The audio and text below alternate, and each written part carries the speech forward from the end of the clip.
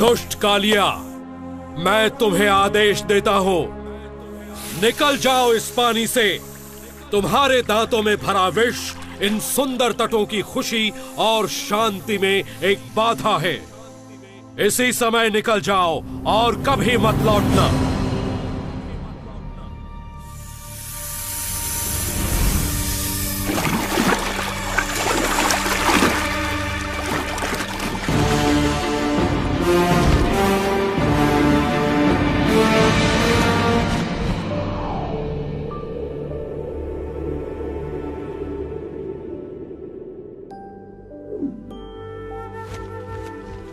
वृंदावन।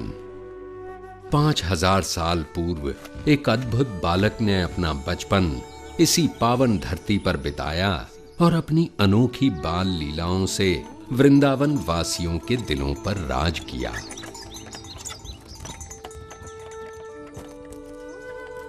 इस सुंदर वन के कच्चे रास्तों पर उसने अपने नन्हे कदमों के ऐसे कभी न मिटने वाले निशान छोड़े हैं कि ये सुंदर गलियां, मोहल्ले और यमुना का कल कल बहता पानी सभी उसकी वीरता की कहानियां सुनाते हैं। उसकी लीलाओं की अनेक कथाएं हमारे देश के बड़े पुराने ग्रंथों में से एक श्रीमद् भागवत पुराण में लिखी हैं और हजारों सालों से इन कथाओं ने न केवल पढ़ने वालों भक्तों का मन पीढ़ियों तक जीता है, बल्कि उनके हृदय में नन्हे कृष्ण के लिए एक विशेष स्थान भी बनाया है।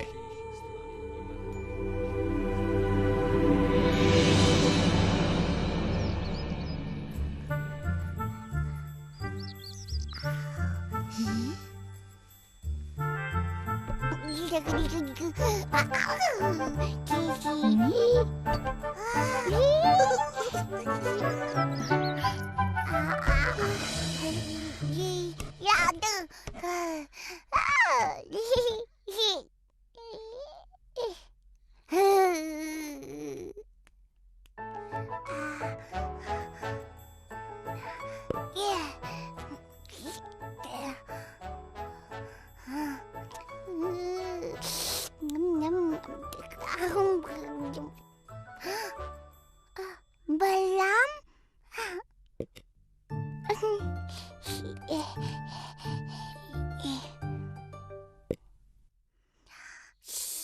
मैया को मत बताना, नहीं बताना।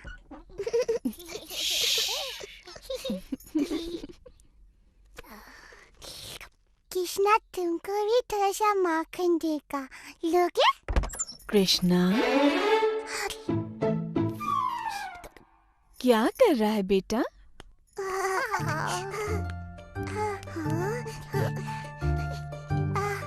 ये नटखट माखन चला रहा था। मैंने इसे मना किया और इससे माखन वापस ले लाया था।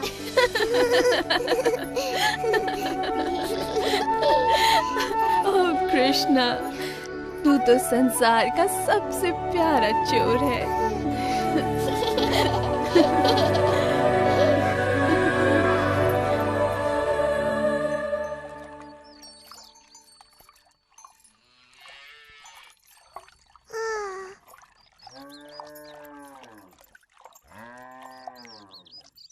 मैया की नजर हम पर है कृष्णा। आज तो उनका स्वादिष्ट मक्खन और दूध चुराना असंभव है। हम चुराएंगे। कैसे? बच्चे जैसे।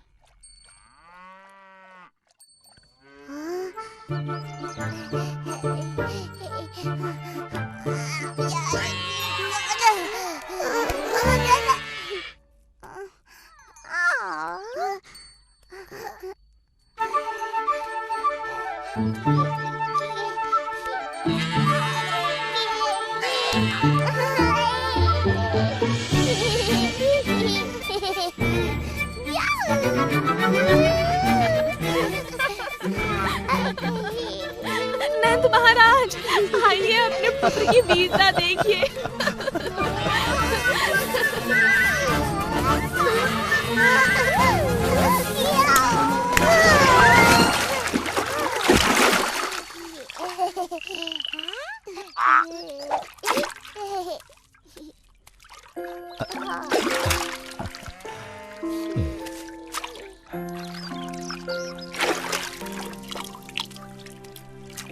क्या आप कृष्णा को दंडित करेंगे पापा? सबका मन मोहने वाले को भला कोई कैसे दंडित कर सकता है, बोलो? आपके दोनों ही पुत्र बड़े प्यारे हैं नंद महाराज, और बलराम की मुस्कान तो बड़ी प्यारी है। एक और जहां वृंदावन में गूंज रही थीं हंसी किलकारियां, वहीं मथुरा का राजमहल थर्रा उठा था महाराज कंस के क्रोध से।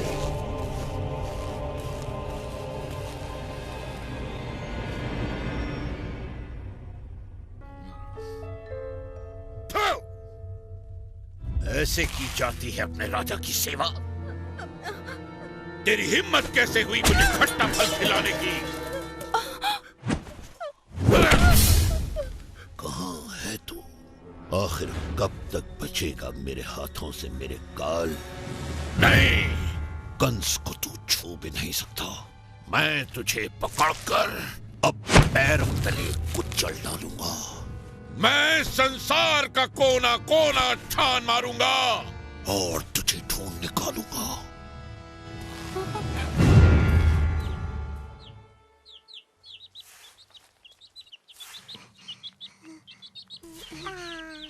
हाँ? पागल हो गए हो? ये माटी नहीं खानी चाहिए।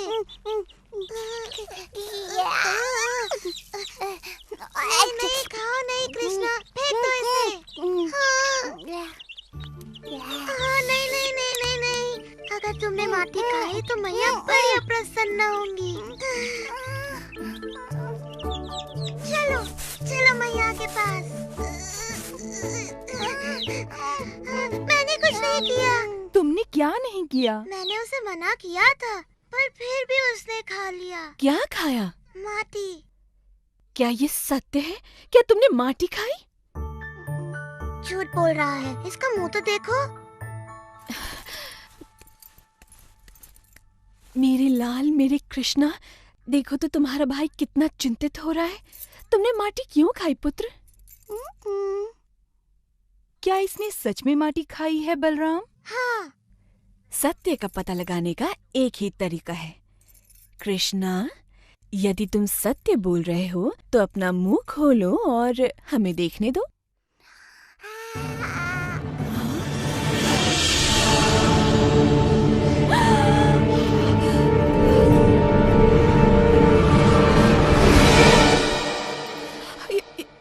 ये असंभव है। यशोदा,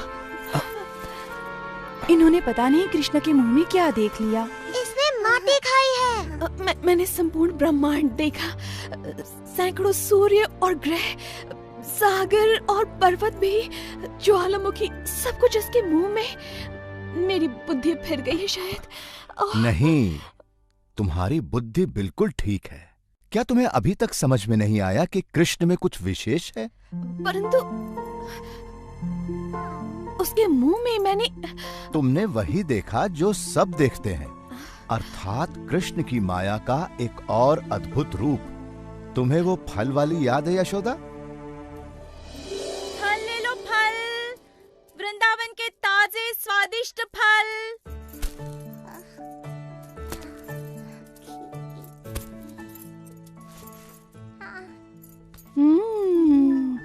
इन आमों की तो सुगंध बड़ी अद्भुत है कृष्णा।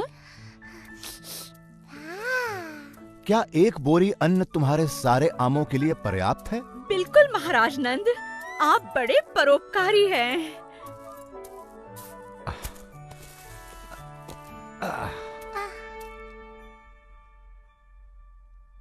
कृष्णा को फल चाहिए।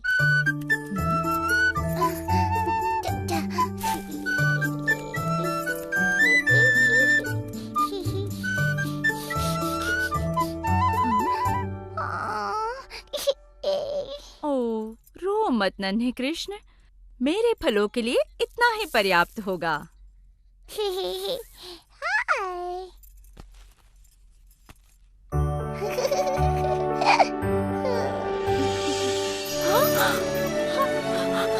ये कैसे हो गया? ये अवश्य भगवान विष्णु का आशीर्वाद है। परंतु वो विष्णु ने नहीं किया था। अब तुम समझ गई ना प्रिय यशोदा कि वो कृष्ण की लीला थी। परंतु मेरी समझ में नहीं आता कि समूचा ब्रह्मांड मेरे कृष्णा के मुख में कैसे समा सकता है। अपना मुंह खोल के तो दिखा शरारती। आपने देखा, वहाँ कुछ नहीं, केवल माटी है। मुझे लगा ही था कि ये मेरी कल्पना थी। मेरी तो मति ही मारी गई है। नहीं यशोदा, ये तुम्हारे पुत्र की लीला है। भूल गई? एक नवजात शिशु होकर भी उसने वो कर दिखाया जो बड़े बड़े महारथी नहीं कर सके। तुम्हें याद है जब राक्षसी पूतना यहाँ आई थी?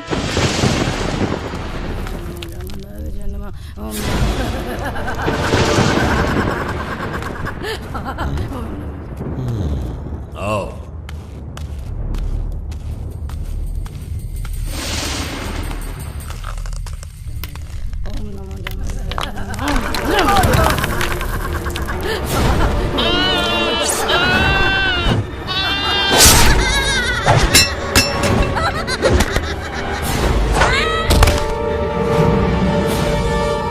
मानव के बच्चों के साथ भी ऐसा व्यवहार करती हो? तुम जो कोई भी हो, अपना परिचय दो इससे पहले कि मैं तुम्हारी बलि चढ़ा दूं।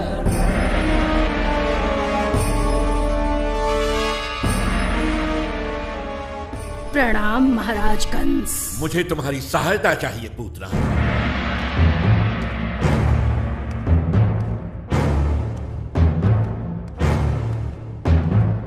मुझे देववाणी से चेतावनी मिली थी कि मेरी बहन का 8वां पुत्र मेरा काल बनेगा।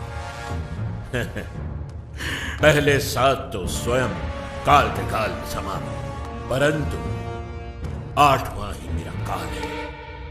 मैं आदेश देता हूं कि पिछले 10 दिनों में जन्मे सभी बच्चों को मार दो, ताकि यदि मेरा काल जीवित है तो उनमें वो भी मारा जाए।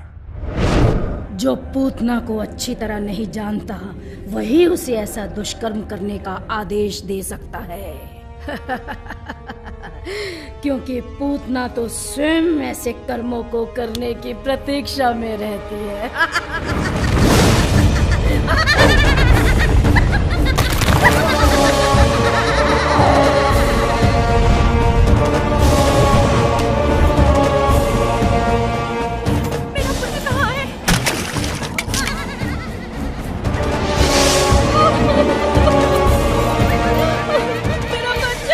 सुनो तो, क्या तुमने यशोदा और नंद के बेटे को देखा? कृष्णा कितना सुंदर है। हाँ, बड़ा ही अद्भुत है। उसे देखकर मैं ऐसी मोहित हुई कि सुध-बुध ही खो बैठी। इतना नन्हा सा है और आंखों में ऐसा आकर्षण। कृष्ण सच में बड़ा अद्भुत है। कृष्णा अद्भुत? हाँ, यही होगा वो। परंतु यदि सच में वो इतना शक्तिशाली है तो अवश्य ही घातक भी होगा। मुझे पूरी तैयारी से जाना होगा।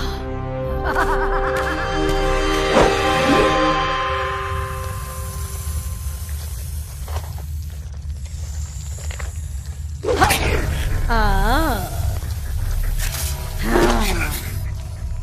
मुझे तुम्हारे ही विष की आवश्यकता है।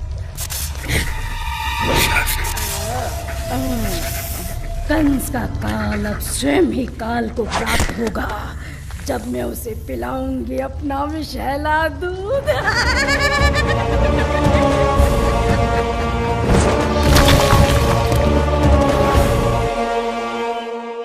ये गांववासी किसी राक्षसी को अपने प्रिय बालक के पास जाते देख अवश्य आक्रमण करेंगे।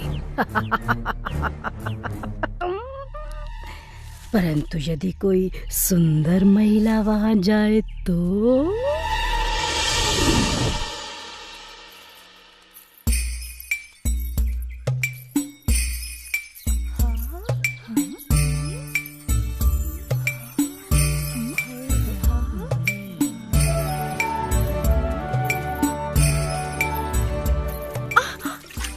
क्या है, देख कर नहीं चल सकता।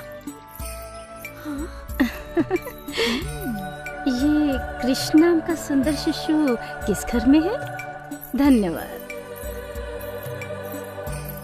ये तो देवलोक की कोई अप्सरा जान पड़ती है।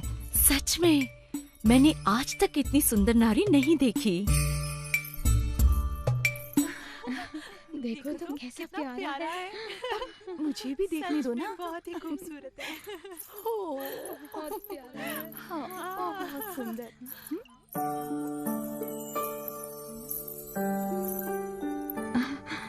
क्या आप तीनों लोगों की देवी हैं?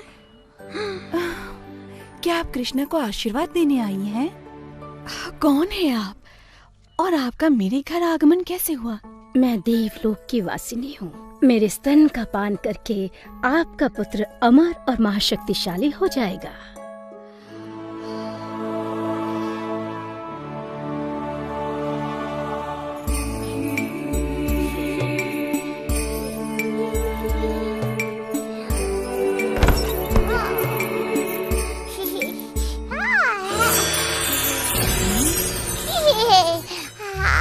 ये बालक तो सच में कोई अद्भुत शक्ति लगती है। मुझे स्वयं की रक्षा करते हुए इसे बहुत सावधानी से मारना होगा।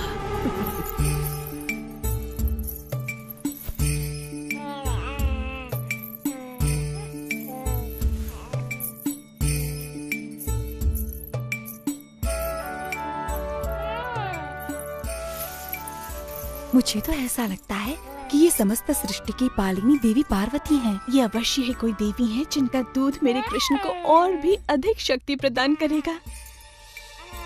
बस जी भर के दूध पियो मेरे लाल, क्योंकि इसके बाद तुम्हें कभी भूख नहीं लगेगी।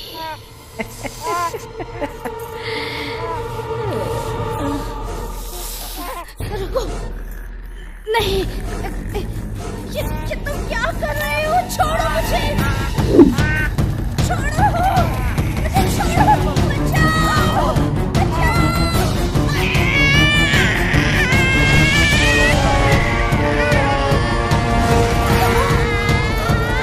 कृष्ण, कृष्ण,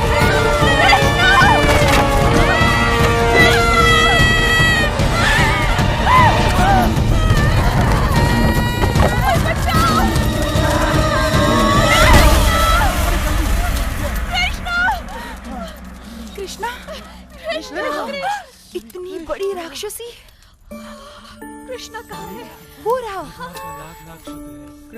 अब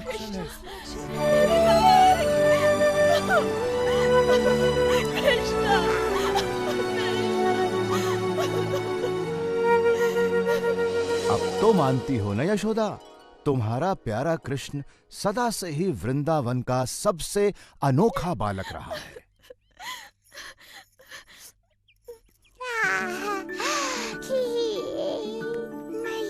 ओह कृष्णा, मैं ये कैसे भूल गई थी कि तू सच में इस पूरे संसार का सबसे अद्भुत बालक है। ओह कृष्णा।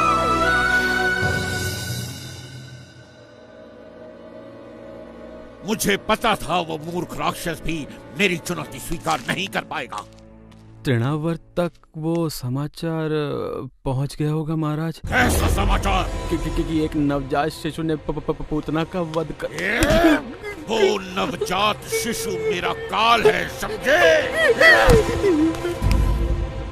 पूतना जैसी राक्षसी से एक शिशु भी न मारा गया, उसका मरना ठीक ही था।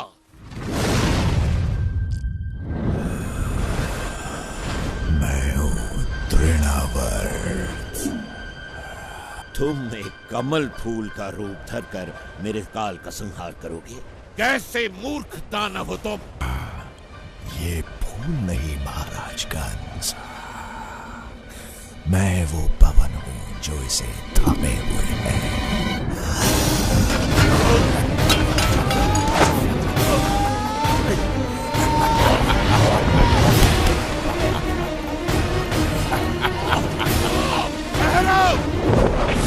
जैसी आपकी आज्ञा महाराज। मेरे नवजात काल को ढूंढकर तुरंत उसका अंत करो। ये काल अवश्य ही कोई महाशक्ति है महाराज, जिसने आपको भी इतना चिंतित कर दिया। बहुत बड़ी महाशक्ति।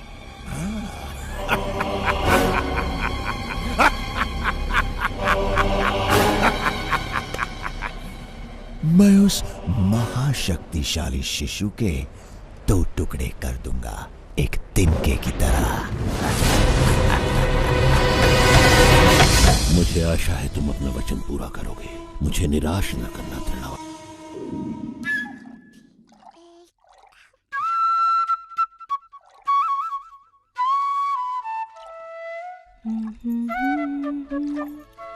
ला ला ला ला, ला ला ला ला,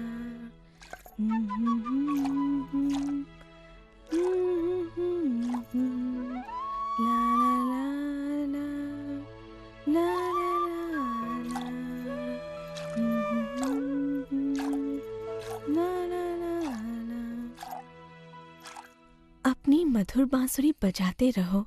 ये संगीत सुनकर मुझे कठिन कार्य में भी आनंद आता है। नहीं, दूध। मैं दूध नहीं बनाती मेरे कान्हा, गायें दूध बनाती हैं। मैं तो मक्खन निकाल रही हूँ। दूध, दूध। ओह, तुम्हें दूध चाहिए? मेरे कान्हा को भूख लगी है। भूख लगी। तो तुम पेट भर के दूध पियो मेरे लल्ला। ना ना ना ना, ला ला ला ला, ला ला ला ला।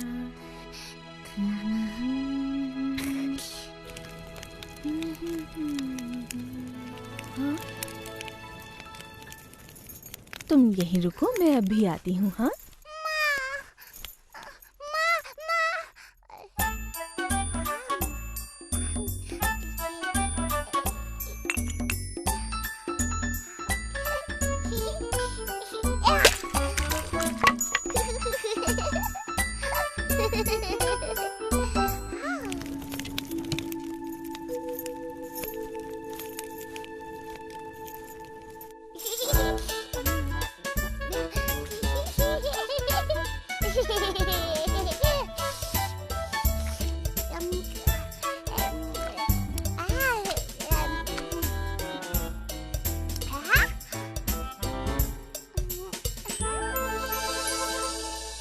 मैं आ गई बेटा।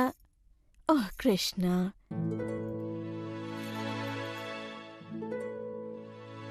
मैं जानती हूँ तुम छिप रहे हो, परंतु तुम्हें मुझसे डरने की जरूरत नहीं है कन्हैया। मेरी हंडिया फोड़ने के लिए मैं तुम्हें नहीं डांटूंगी। कृष्णा, कृष्णा, क्या तुम लोगों ने कृष्णा को कहीं जाते हुए देखा है? नहीं यशोदा मैया।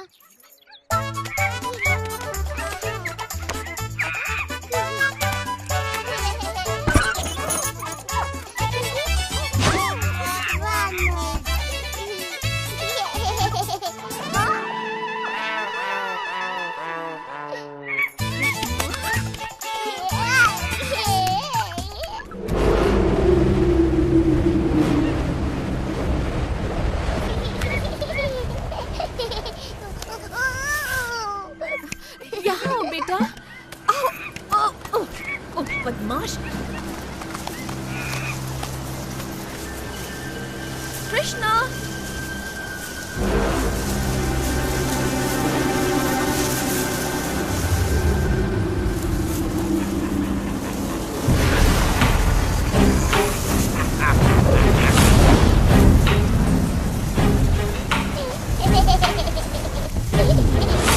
मुझे यहाँ किसी शक्ति का आभास हो रहा है।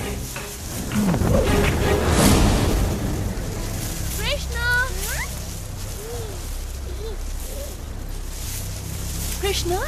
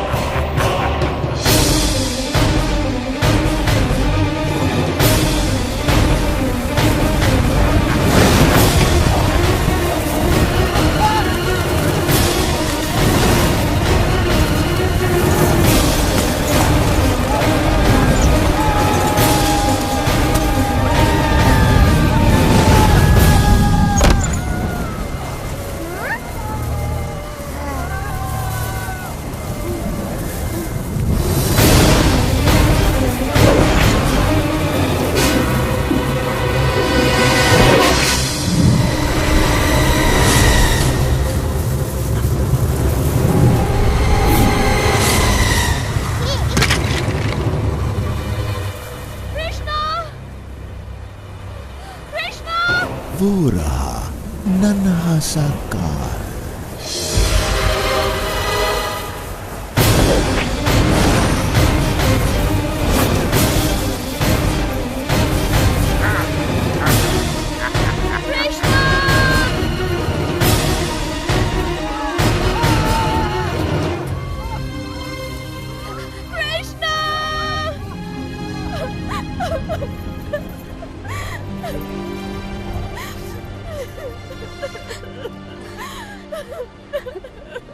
आओ यशोदा, हम कृष्ण को ढूंढने में तुम्हारी सहायता करते हैं।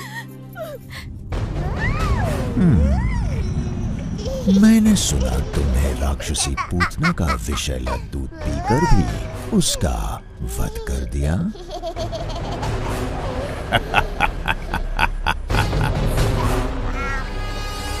वैसे मेरे पास दूध से कहीं अधिक प्राण घातक शक्तियां हैं।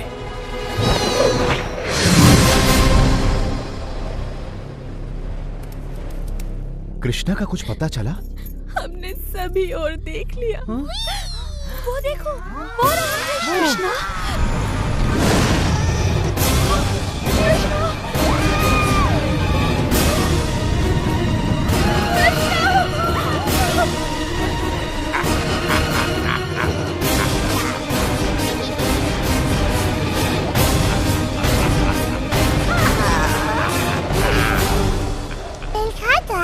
नहीं, अभी तो आरंभ भी नहीं हुआ। क्या तुमने घोंसले से धरती पर गिरकर टूटने वाले अंडे को देखा है? अब तुम जान जाओगे धरती पर गिरना कैसा लगता है। नहीं गिरेगा कृष्णा,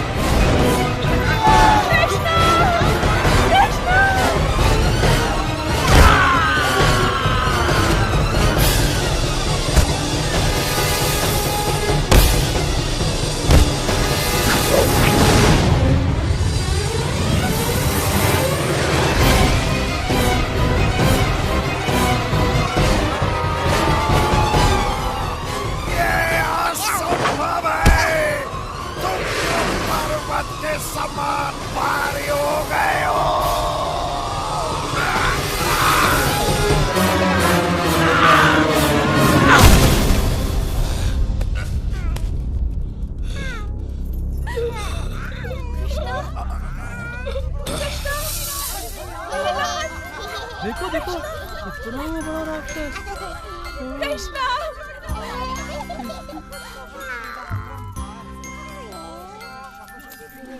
अब तुम सुरक्षित हो, मेरे पास आओ। ओह कृष्णा, कृष्णा! प्रभु की कृपा से तुम बच गए। राक्षस मारा गया। ओह कृष्णा, तुम सच में जगत के मनमोहना हो।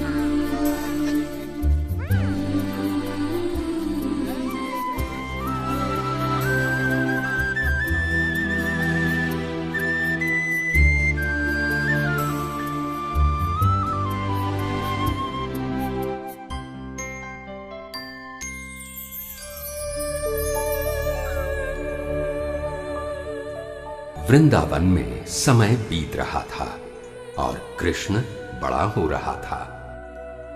साथ ही बढ़ रही थीं उसकी शरारतें।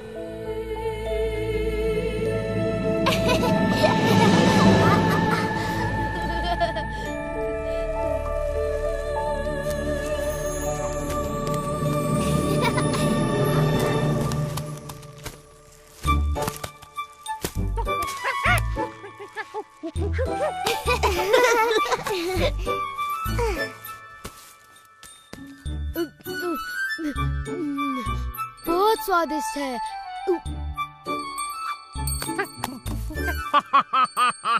मैं नंद महाराज को विशेष उपहार देने के लिए इन मीठे फलों की एक टोकरी भरकर ले जाऊंगा। ये तो बहुत भली सोची सुबला।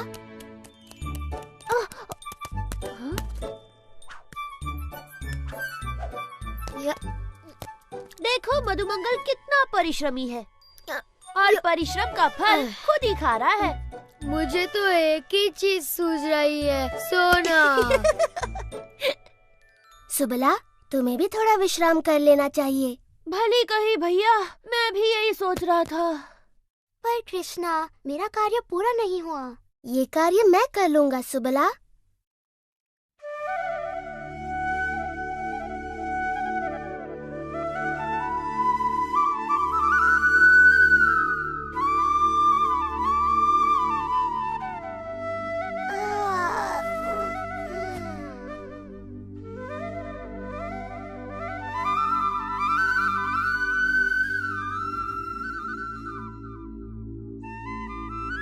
सुनो तो कृष्ण कितनी मधुर बांसुरी बजा रहा है। मेरा तो नाचने का मन करता है।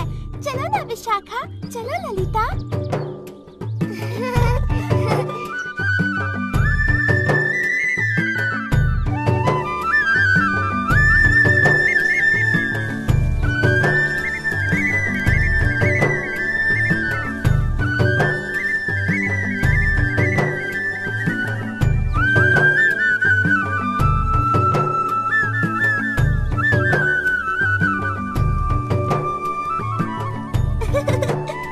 जल्दी चलो, देखते हैं कृष्ण क्या कर रहा है।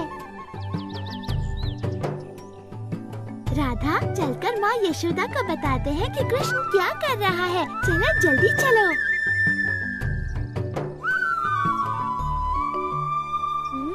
हाँ? हाँ? वाह, इतने सारे फल! ये तो सच में कमाल हो गया।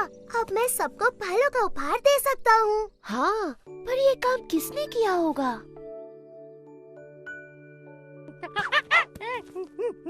तो ये चमत्कार तुमने किया है दादी लोग। दादी लोग की जय हो।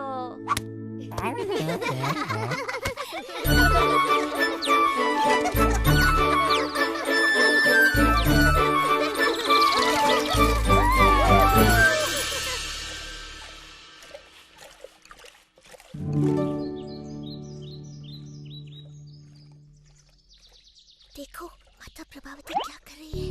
इतना सारा मक्खन।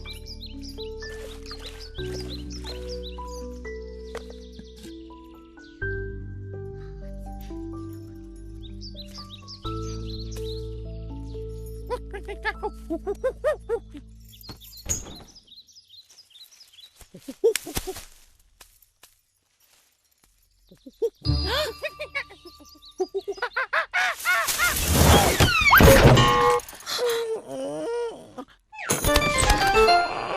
आवाज क्या थी? चल भाग यहाँ से बंदर कहेंगे, निकल। मैं क्यों भूल जाती हूँ कि इस द्वार को हमेशा ताला बंद करके रखना चाहिए। यमुना तट के बंदरों की वजह से कुछ भी सुरक्षित नहीं है।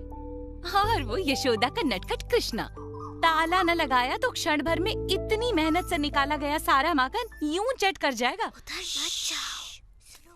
पर ये भी तो है कि वो इतना सुंदर और भोला दिखता है कि उसको उसकी शरारतों के लिए मैं डांट भी नहीं पाती। ओह, होगा वो सुंदर और भोला, पर मैं इस बार उसके झांसे में आने वाली नहीं हूँ। समझ नहीं आता अब क्या करें। पता है माता प्रभावती अभी अभी क्या करके उठी है? मैं बताऊं?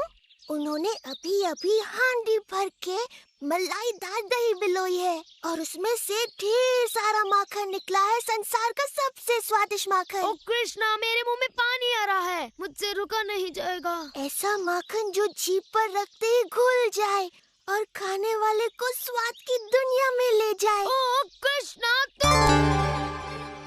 हाँ? कौन है वहाँ?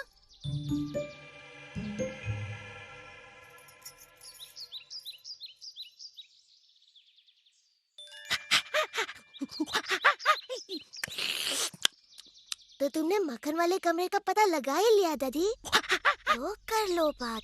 अभी अभी तो तुमने कितना माखन खाया है कृष्णा? अच्छा, कितना भी माखन खाओ मेरे लिए तो कम ही है ना सुबाला?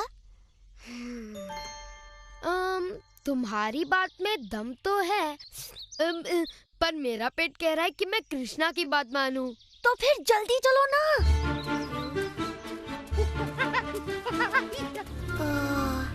ये नहीं सुधरेंगे तो फिर मैं अकेला सुधर के क्या करूँगा?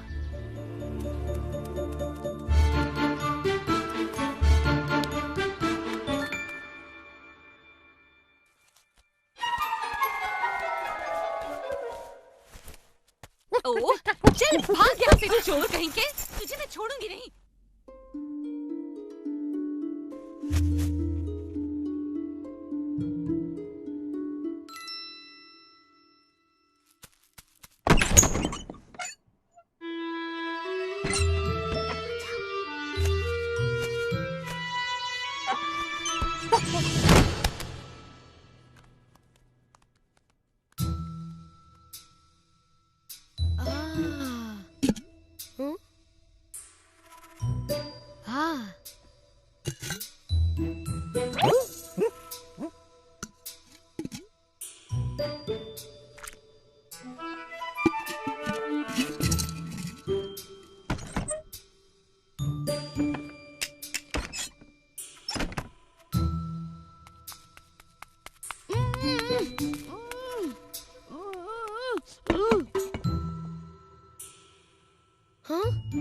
कृष्णा, कहाँ छिपाया है उन्होंने सारा माखन? इतना खतरा मोल लेना तो व्यर्थ ही गया। हाँ, इसकी बात सही है, उन्होंने माखन कहीं और छुपाया होगा। उनके आने से पहले ही निकल लेते हैं।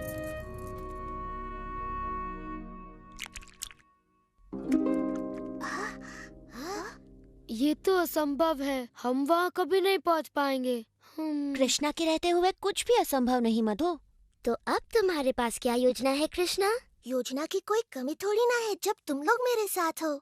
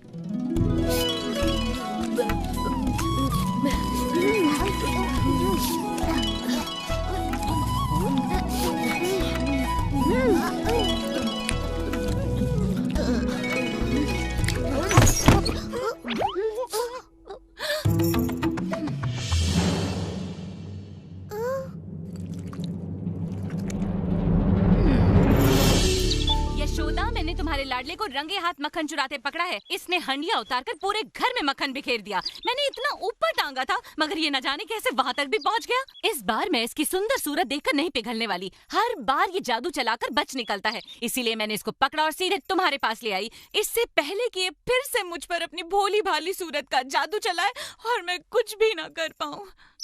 ओहो प्रभावती, मुझे पता है तुम कृष्ण पर क्रोधित हो और तुम उसे उसकी शरारतों के लिए दंडित करना चाहती हो, किंतु तुम्हें ऐसे झूठ नहीं बोलना चाहिए। क्या तुमने ही तो कहा था कि जब भी कृष्णा कोई शरारत करे मैं उसे पकड़कर तुम्हारे पास ले आऊं? तो मैं ले आई। मैंने उसे रंगे हाथों पकड़ा था, तो अब दो इसे दंड। ओह प्रभावती, तुम भी ना, दिन भर मेरे कृष्ण के बारे में सोच सोच कर तुम बहक गई हो। तुम्हें पता है तुम किसे पकड़ लाई हो? क्यों, किसको पकड़ लाई मैं? चंद्रू, तू यहाँ क्या कर रहा है? मैया देखा तुमने प्रभावती, तुम अपने ही पुत्र को यहाँ पकड़ लाई। इसने कोई शरारत की होगी और तुम कृष्ण के बारे में सोचते हुए इसे यहाँ ले आई। बेचारी, चलो छाया में बैठो, मैं तुम्हारे लिए ठंडी लस्सी लाती हूँ। पी लो, मन शांत होगा। चंद्रू, अपनी मैया को इस तरह परेशान नहीं किया करते। देखो तो बेचारी का क्या हाल हो गया। मगर मैंने तो कृष्णा का हाथ पकड़ा था, मुझे अच्छी तरह से याद है। पूरे रास्ते उसी का हाथ मेरे हाथ में था, कमल की पंखुड़ी जैसे उसके नरम नरम हाथ। पर चंद्रू, चल यहाँ से।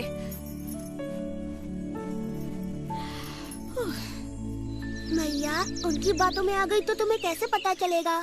तुम्हें अपने पुत्र पर विश्वास होना चाहिए कि मैं तुम्हारा ही पुत्र हूँ। या वही माखन चोर कृष्णा? माता प्रभावती, मैं कृष्ण हूँ, नंद बाबा और यशोदा का पुत्र। कृष्णा, ये सच में तू है या मेरा चंद्रू?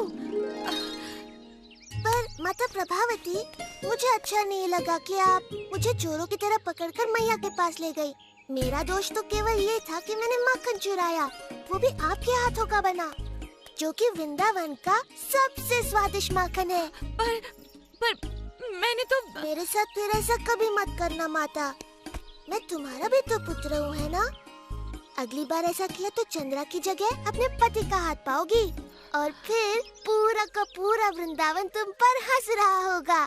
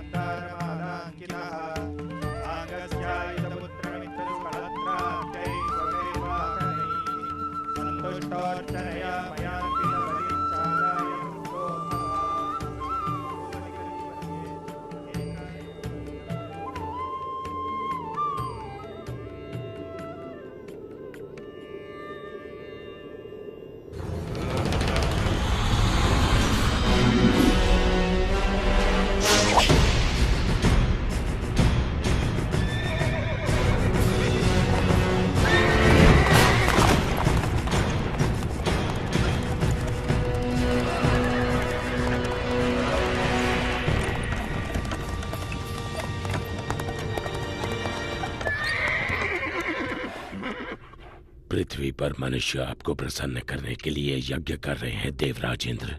ये ऋणी लोग आपका आभार प्रकट करने के लिए सब तरफ एकत्रित हुए हैं। होना भी चाहिए, इनकी खुशहाली मेरे हाथों में है। इन्हें ज्ञात होना चाहिए कि मैं बारिश का स्रोत हूँ जो इनके खेतों और भंडारों को अन्न से भरती है। संवर्तक, जो लोग मेरे लिए यज्ञ कर रहे हैं उन्हें वर्षा प्रदान करो।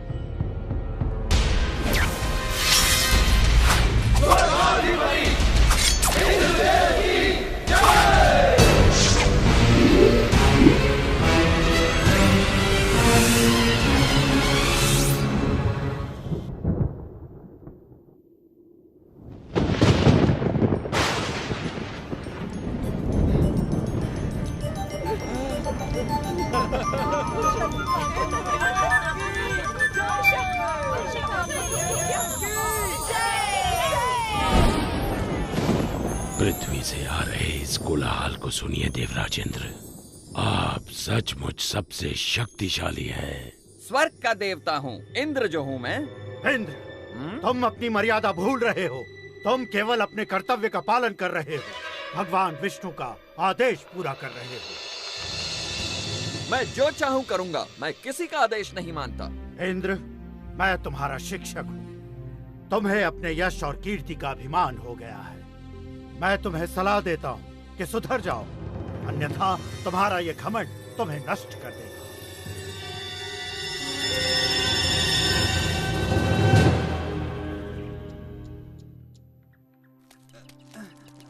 संभाल के ले चलना।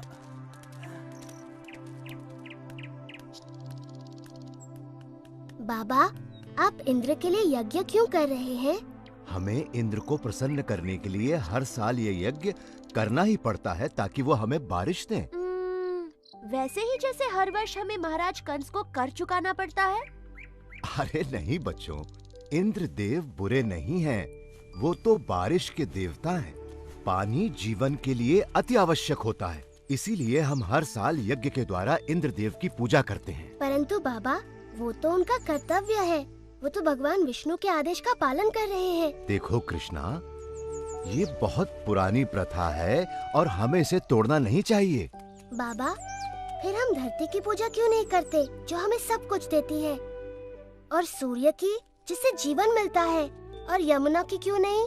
कृष्णा, तुम सही कहते हो, लेकिन ये संभव नहीं है।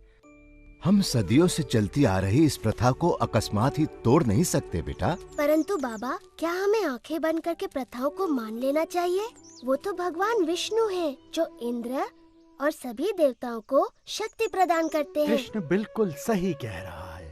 सभी देवता भगवान विष्णु के आदेशानुसार काम करते हैं, और वैसे भी वेदों में इंद्र के लिए अलग से यज्ञ का विधान नहीं है। हम ग्वाले हैं, हमारी संपत्ति हमारी गायें हैं, और वो भोजन के लिए निर्भर करती हैं इस गोवर्धन पर्वत पर। हम भी सभी चीजों के लिए गोवर्धन पर निर्भर करते हैं, इसलिए हमें गोवर्धन की पूजा करनी चाहिए, ना कि इंद्र की।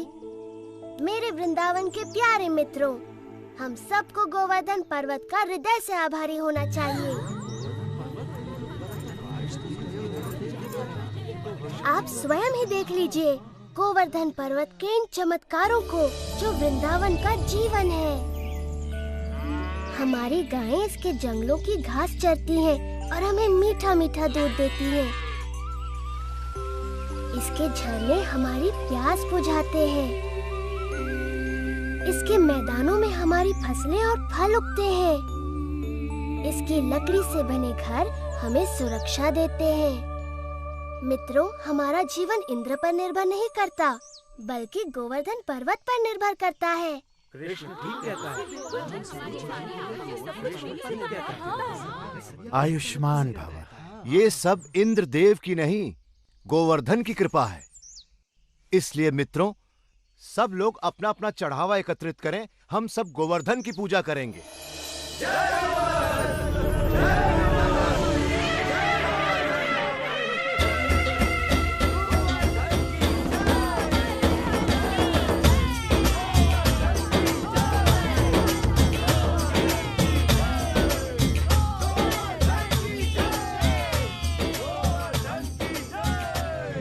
गोवर्धन हूँ। मैं तुम्हारी प्रार्थना से बहुत प्रसन्न हूँ। अगर तुम सभी अपने पशुओं के साथ मेरी परिक्रमा करोगे तो मैं बहुत प्रसन्न होऊंगा।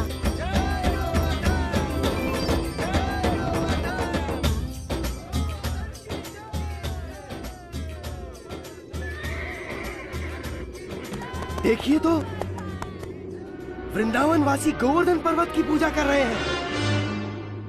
ये तो बड़े अचरज की बात है।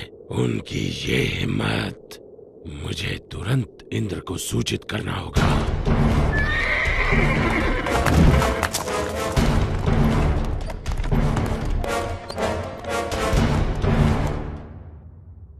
आओ आओ संवर्तक, मेरे साथ मेरे भक्तों द्वारा चढ़ाए गए चढ़ावे का आनंद लो।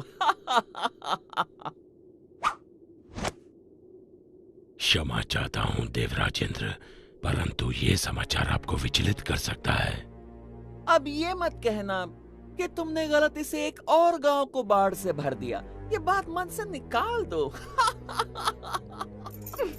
मुझे डर है कि आप इस समाचार से बहुत क्रोधित हो जाएंगे। देवराज, वृंदावन गांव के वासियों ने आपकी बजाय गोवर्धन पर्वत की पूजा शुरू कर दी है। क्या? गोवर्धन पर्वत की? उन्होंने मेरी पूजा ना करके मिट्टी के ढेर की पूजा की? वो ऐसा कैसे कर सकते हैं संवर्तक, वो भी मुझसे बारिश का उपहार पाने के बाद? ऐसा सुना है कि वो एक नादान लड़के के बहकावे में आ गए हैं। उपहास मत करो संवर्तक। क्षमा चाहता हूँ देवराज, लेकिन यही सच है। नंद के पुत्र कृष्ण ने अपनी चमत्कारी शक्तियों का प्रयोग करके वृंदावन के वासियों को बहका लिया है। अच्छा, उन्होंने मेरा आदेश मानने के बजाय एक नादान की बातों को माना। इन लोगों का दिमाग खराब हो गया है। देखना अब इन पर मेरा कहर बरसेगा। सुनो संवर्तक। जी देवराज। जाओ और वृंदावन को डुबो दो, गोवर्धन के त्योहार को बर्बाद कर दो और वृंदावन के वासियों को इस दुस्साहस की सजा दो।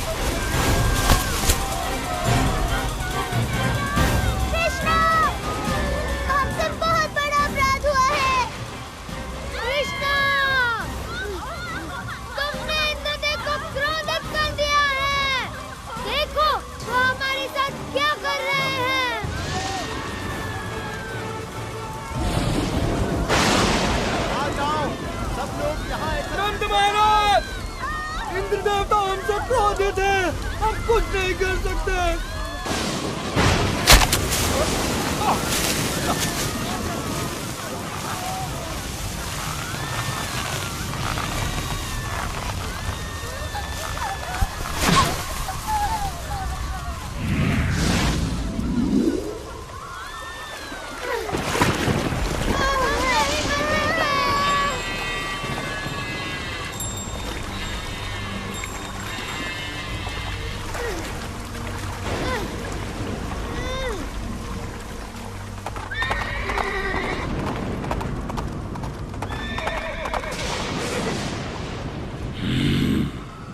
वृंदावन के लोग अब जल्द ही उस लड़के की बात सुनने पर पछताएंगे।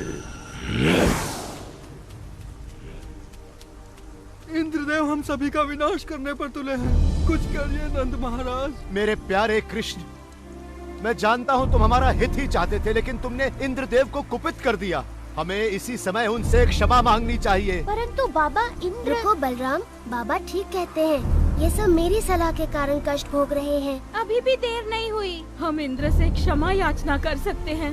रुको, कृष्ण कभी भी हम पे या हमारे वृंदावन पे आंच नहीं आने देगा, कभी नहीं। आपने सच कहा माँ। आप सब के लिए मेरा प्रेम इंद्र की इस दुष्टता से बहुत बड़ा है। वृंदावन की रक्षा मैं अवश्य करूँगा। कृष्णा, मेरे बच्चे।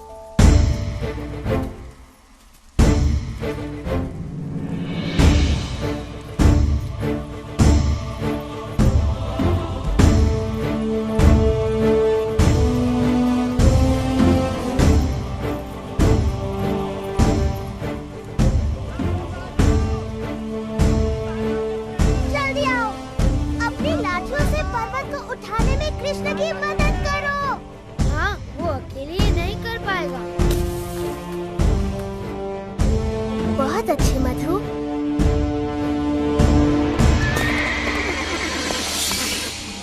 ये असंभव है। यदि हम इंद्र के आदेश अनुसार इस छोटे से गांव को तबाह नहीं कर पाए तो वो हम पर कोई दया नहीं करेंगे। आगे बढ़ो मेरे योद्धाओं, ये तूफान तब तक थमना नहीं चाहिए जब तक वृंदावन पूरी तरह पानी में डूब न जाए।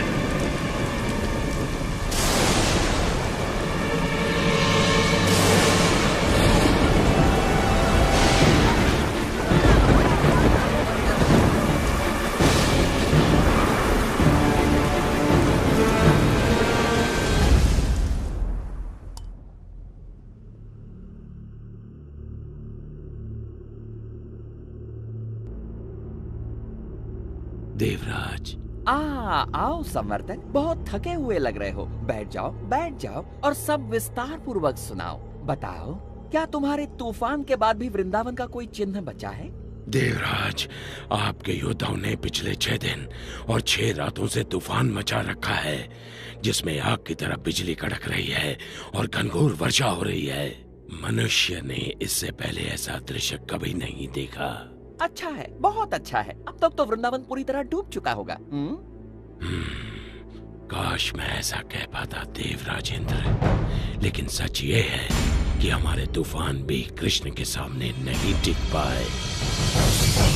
मेरे तूफानी योद्धा एक बच्चे से परास्त हो गए।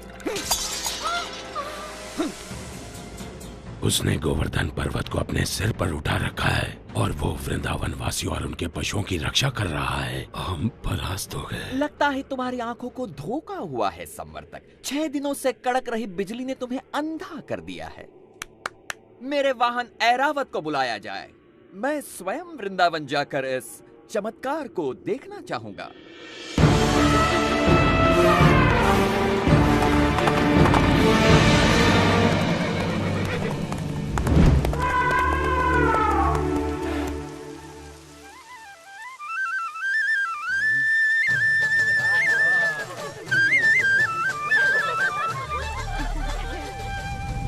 स्वयं ही देख लीजिए देवराज।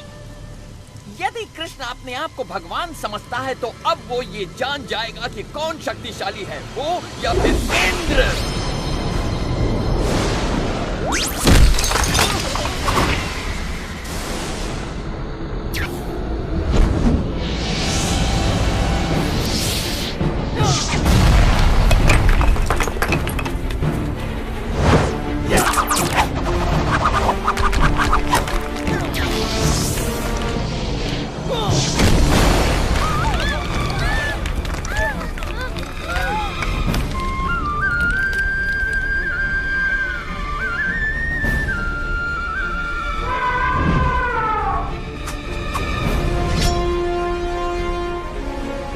क्रोध से बच नहीं सकते। कृष्ण की बात मानने का दंड भुगतना होगा।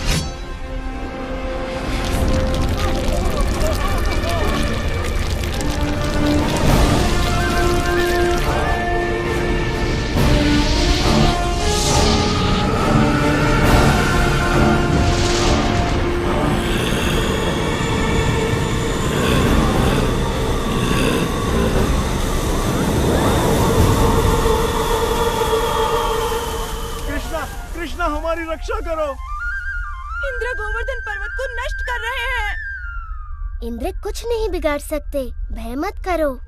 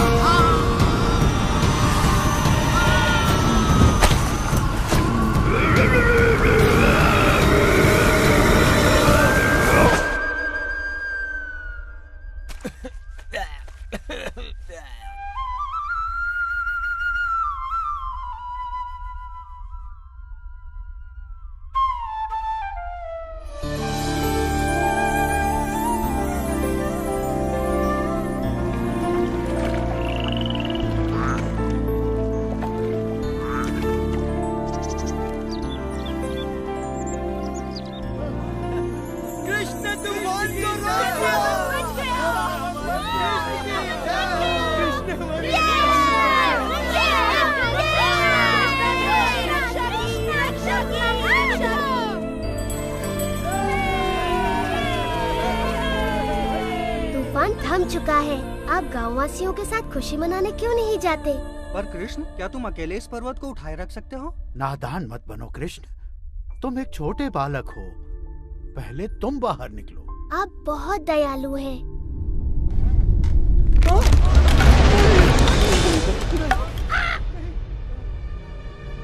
आप सचमुच चाहते हैं मैं पहले चला जाऊं? नहीं, रुको! मुझे छोड़कर मत जाओ!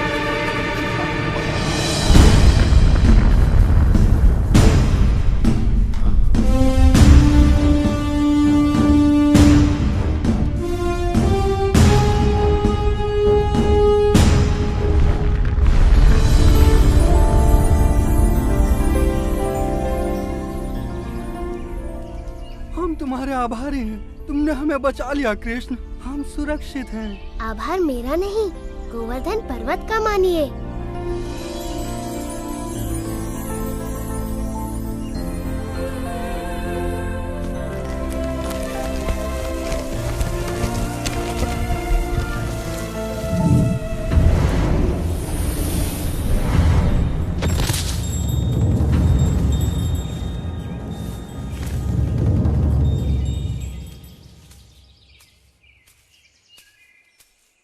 देवराजेंद्र, मैंने देखा आप मुझसे कितना स्नेह करते हैं।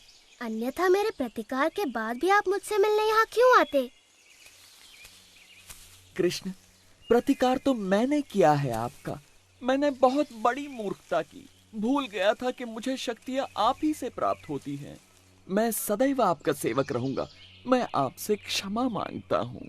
देवराज, आपको अपनी शक्ति का बहुत अभिमान हो गया था और ऐसा मैंने इसलिए किया ताकि आपका अभिमान तोड़ सकूं। जाइए, मैं आपको क्षमा करता हूँ।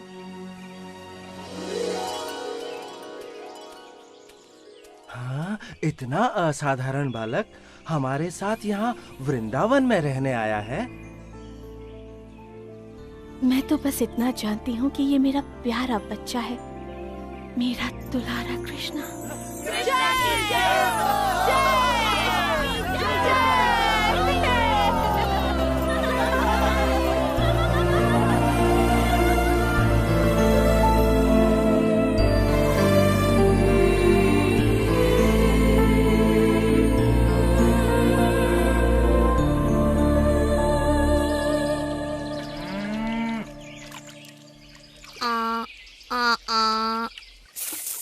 रहने दो, तुमसे नहीं होगा सुबाला।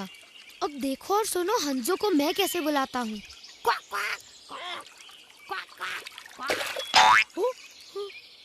तुम शायद मेंढकों को बुला रहे थे।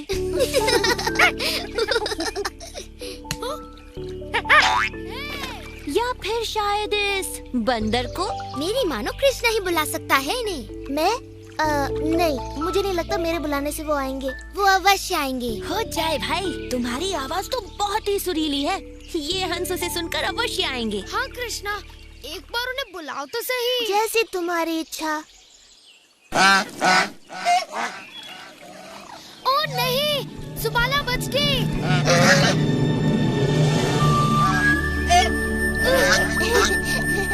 अपने मित्रों की इच्छा तो मुझे पूरी करनी थी।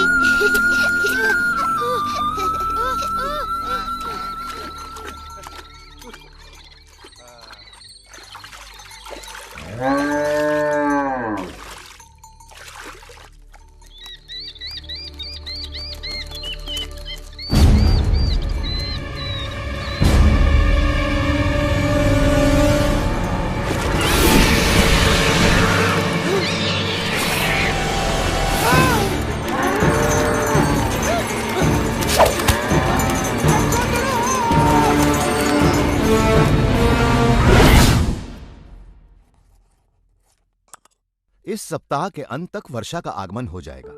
ध्यान रहे कि सभी किसानों को उच्च कोटि के बीज दिए जाएं ताकि फसल भरपूर हो। नंद महाराज! जो आज्ञा महाराज। नंद महाराज! रक्षा करो! सुकांत, क्या बात हो गई? नंद महाराज, वो बहुत भयानक था।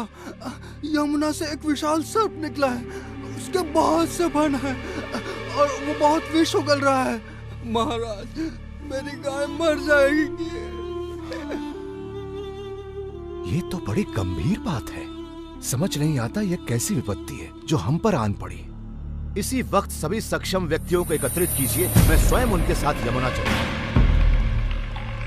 और ध्यान रहे कि स्त्रियां और बालक अपने अपने घरों में सुरक्षित रहें। जी महाराज। नदी किनारे सभी चरवाहों को संदेश भिजवा दो कि अपने पशुओं के साथ गांव लौट आए। जी महाराज। ओ नहीं, यशोदा, तुम इतनी चिंतित क्यों हो? राधा ने कृष्ण और बलराम को यमुना किनारे बछड़ों को पानी पिलाते देखा था। और सुबला, मधुमंगल, हंसी और दधी। देर नहीं करनी चाहिए, समय बहुत कम है। हमारा कृष्ण संकट में है, हमें उसकी सहायता के लिए जाना चाहिए। हाँ, जल्दी चलो।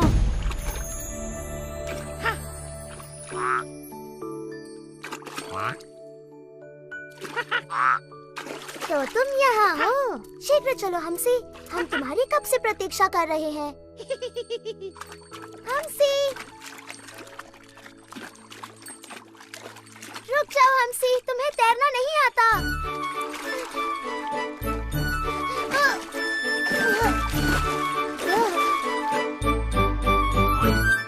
जब तुम्हें बुलाया जाए तुम्हें आना चाहिए नन्हे हमसी।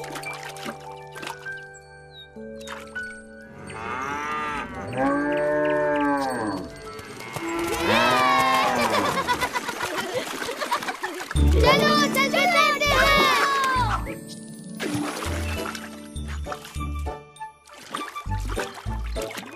मधु, सावधानी से तैरना। हाँ, पेट में इतने सारे आम भरे हैं कि तुम किसी पत्थर की तरह डूब सकते हो। यमुना का पानी कितना ठंडा है, वाह!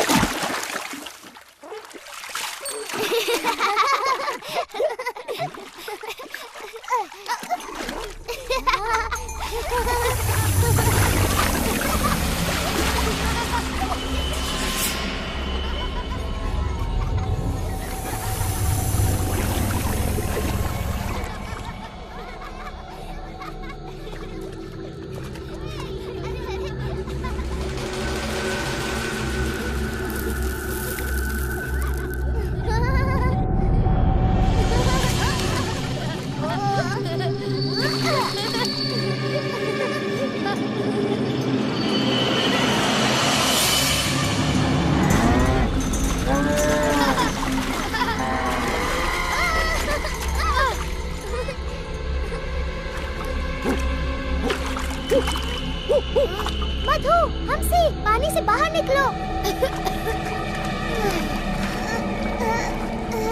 कृष्ण, बलराम, हमारी सहायता करो।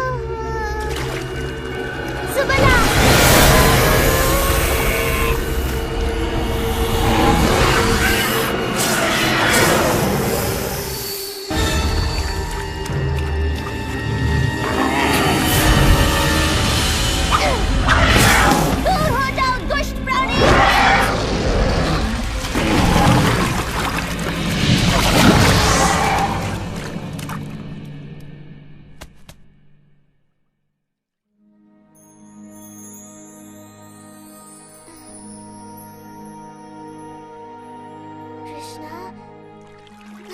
कृष्णा, तुम्हारे पीछे देखो।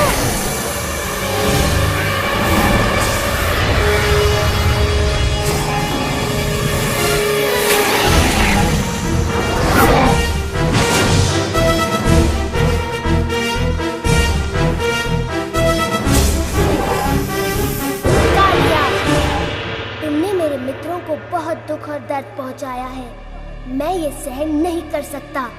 तैयार हो जाओ, तुम्हारा अंत निकट है।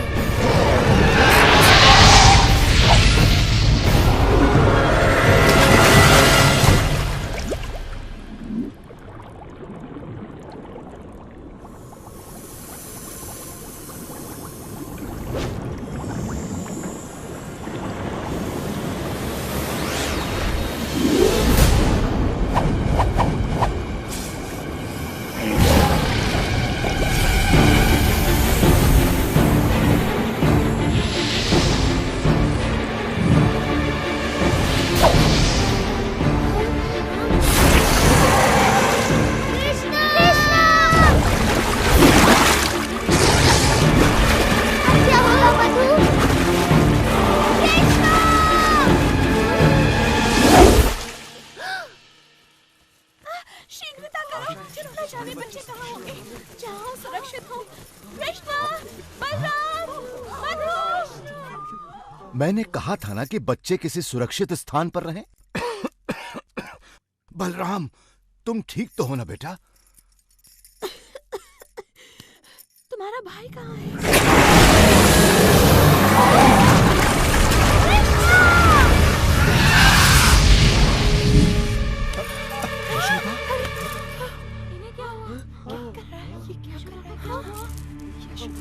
हमें उसे बचाना ही होगा। नहीं, पानी में मत जाइए बाबा, वहाँ खतरा है। और कृष्णा,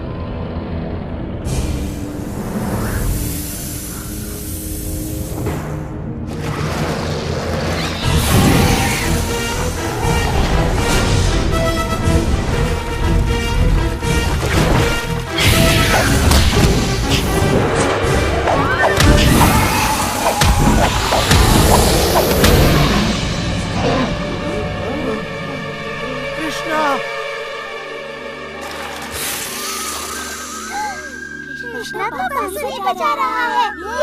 इसे सुनिए, अद्भुत है।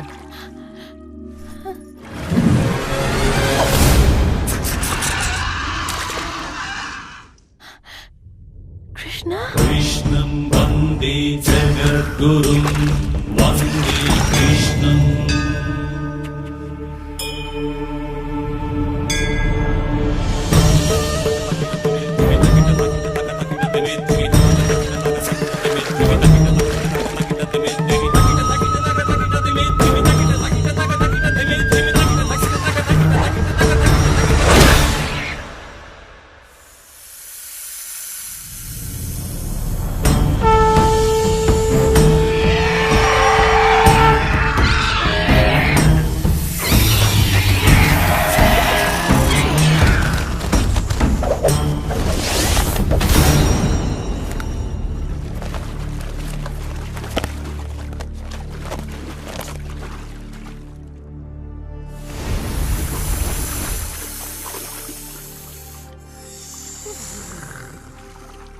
कृष्णा, इन्हें मत मारो।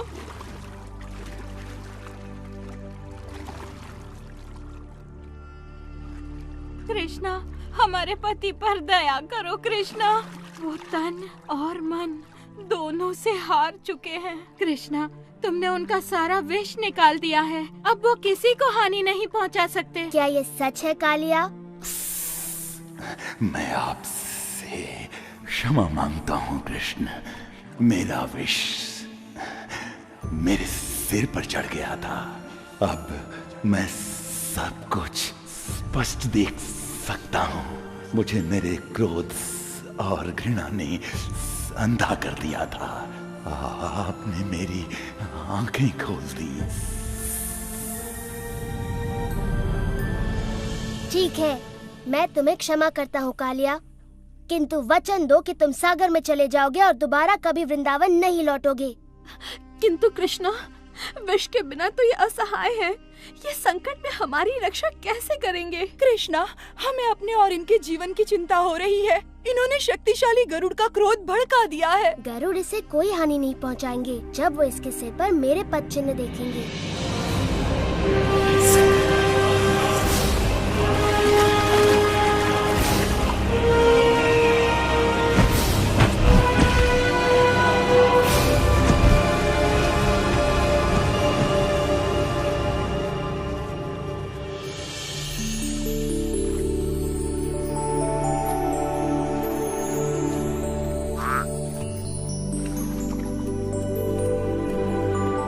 कृष्ण ने उस दुष्ट कालिया को भगा दिया। कृष्ण की जय हो। ऐसा सिर्फ वही कर सकता है।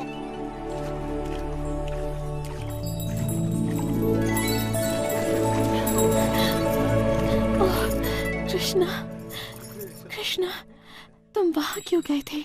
मैं आ गया हूँ माँ, मैं बस तैरने चला गया था। तुम बहुत ही अद्भुत हो मेरे लाल, लेकिन मुझे तुम्हें समझने की कोई आवश्यकता नहीं। तुम तो बस मेरे प्यारे कृष्ण हो। इस तरह कृष्ण ने न सिर्फ वृंदावन वासियों का मन मोहा है, बल्कि आने वाले समय में अपनी वीरता भरी ऐसी न जाने कितनी ही कथाओं से लोगों का दिल भी जीता है।